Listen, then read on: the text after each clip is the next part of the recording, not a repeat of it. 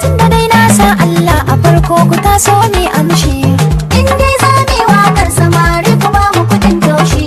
Tunda min ya ado mun caɓa kulliya a hannu ga kunshi. Mun shirya rakiyar matashin da kowa ke san shi. Can naga kun tafa haka wasu sun risa haka ga wasu sun taka haka girmi guda tilasu ne tafiya ta ɗan bello don ya kara haƙin mu mata. Gaya haya ɗan bello ya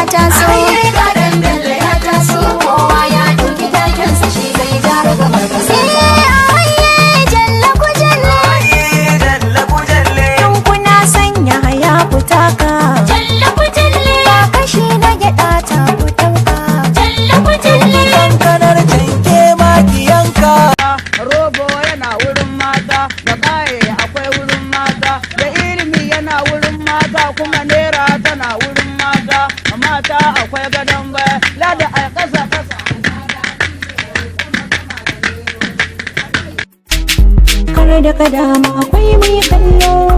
Allah baya bacci shi zai tsare mu ya ba mu abinci kuma ya tsare mu da kunci. Shi ya ba mu soyayya mai zaki ba ta haɗo da maɗaci. Ko da yaushe ba ka yi mini nisa bare na yi zama na kadaici. In na ji sautin muryar da ba ta kawa sai na roƙe ko zuciyata ta kulle in ban ji ka ba.